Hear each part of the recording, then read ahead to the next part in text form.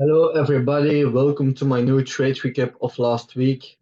So I will go over the first trade. It was a crypto trade, so Ethereum USD. So Ethereum.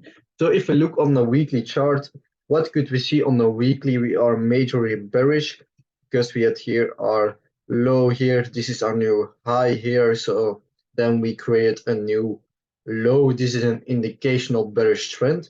So if I look more closer to Ethereum, what I saw was okay, we are also going up on a small term. So what I can see is this bullish pattern. So we are first leg, second leg, third leg, fourth leg. We already closed above this weekly reverse point high. As you can see, we closed above that. So this was also nice to see. But we saw a bullish on the weekly and we came back impulsively till already almost this IC.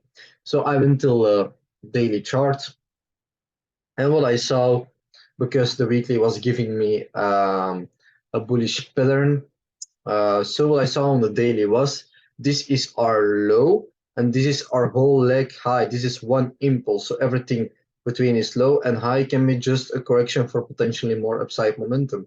So then we saw this bullish M. So this was our first leg, second leg, third leg, fourth leg, and then we had here some support. So we went to the daily lows here. And what we saw then on the 4-hour chart, we saw on the 4-hour chart, if I go back like this, okay, I will zoom in. And what I saw, we came till our daily lows here. And what we saw was our first leg, second leg, third leg, price coming back. I could enter here, and yeah, the price went to the upside for around like this. It was for around 1%, and then it came back down.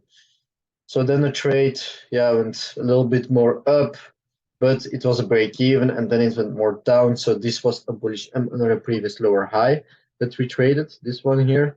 So then what we had done was this diesel still in our for our other structure for our fake out zone. So what we can see is our first candle, second candle, blue candle, then third candle closing like that, like this, and then you could enter on the fourth candle here, like this, and then I put my stop loss just under this, for around 23 amount, I guess 23 pips here, and we went to the downside like this, and we just got tapped out, as you can see. So if I put my trade for around the 4% like this till the daily highs here, because we had a smaller IC against us there. As you can see, this can be a small bearish W against us. So that's why I targeted here the daily highs of that IC. And yeah, if I just took 4%, it would be a nice trade for around 4% because the price came back to that IC here very impulsively, as you can see, and then it went back down. So instead of placing 5%, I could take 4%. So yeah, this could be better management. This could be a better management for me. So yeah. And then EURGBP, this was the second trade I took. So if I go on the weekly, what can we sell on the weekly chart? We can still see we have our ascending trend line holding the price up. First touch here, second touch, third touch, and potentially more upside momentum because we are still in a bullish market. This is our low, this is our high. Everything between that can be a correction for more upside momentum. As you can see, this was a correction counter to the trend. This was also a correction counter to the trend here. So I can still trade these corrections, as you can see, because every time we touch here, so we had here our like this here, our smaller bearish W here. We came back to the highs here, as you can see. These were the highs, same highs, and then we could potentially trade with the correction against trend for more downside momentum, which it did, because we already could trade it there also, because we had here our first legs, this one, first leg, second leg, third leg here, and it came back to the highs, and then you could trade this bearish W till the weekly lows here. As you can see, it rejected back, till these highs here, and then we could go more to the downside. So yeah, you can trade corrections against a weekly trend even if we are at weekly lows, because we touched it here and it still played out here. So we are in that major correction.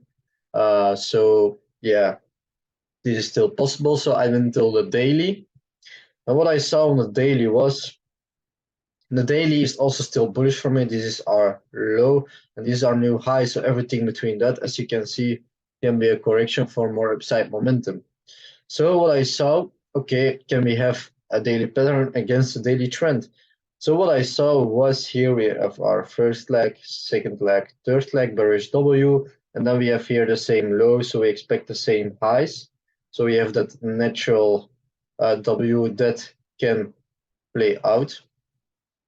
So every time we expect in a bearish pattern the same lows, we expect the same highs, and then it rejects on that very nicely, as you can see.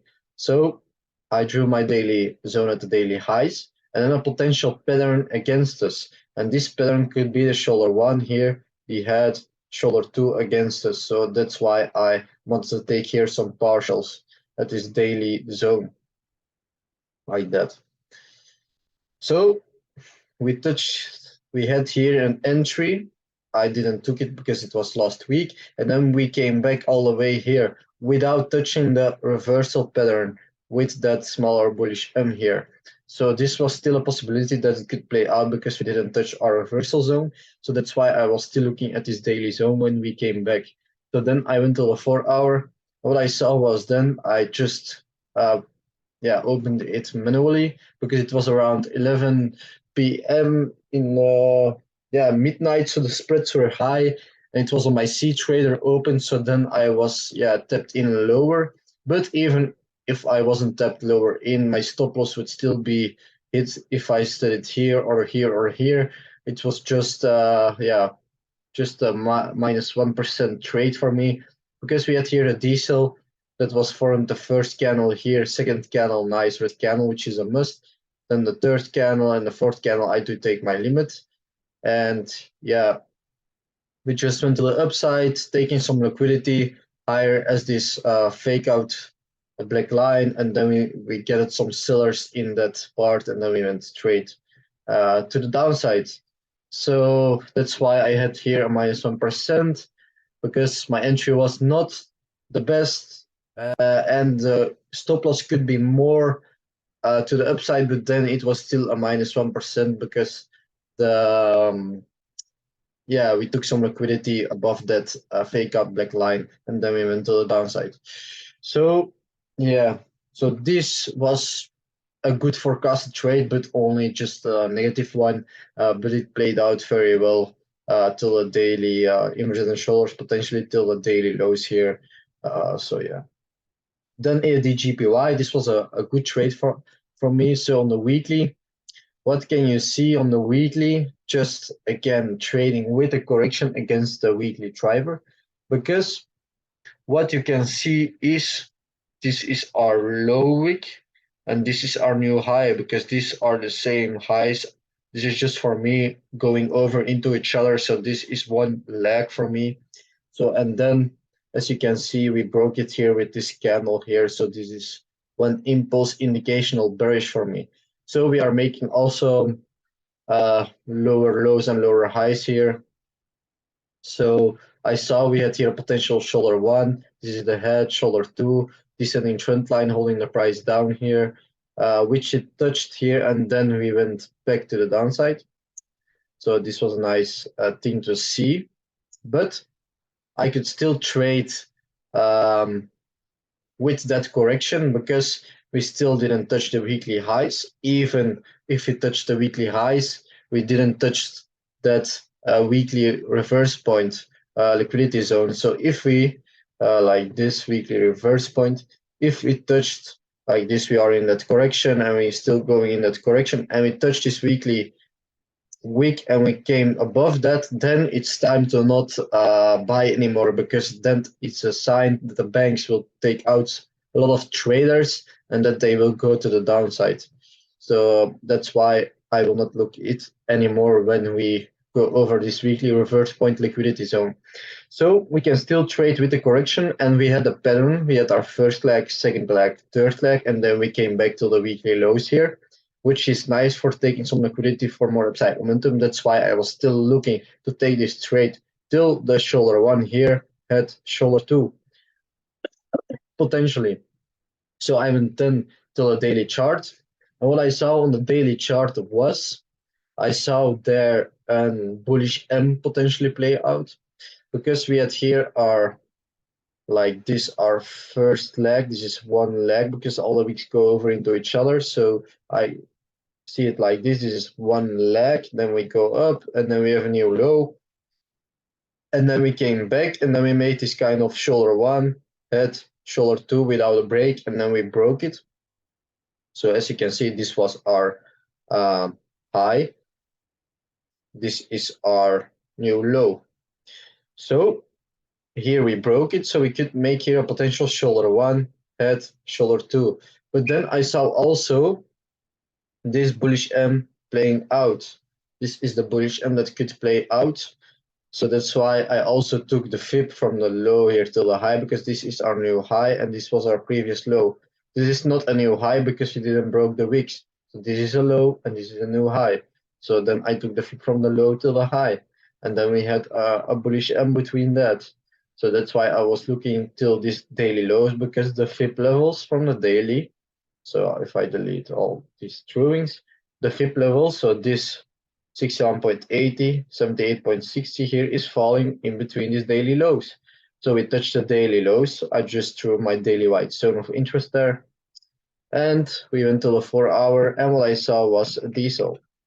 So when I saw we touched this daily zone with this week, I was counting. So we had already 1, 2, 3, 4. We closed bullish, and then I could take my limit on the 5th candle, and we went to the upside. So yeah, this my limit was just placing conservative 51 pips. I guess it was, yeah, it was around that. So just to be safe.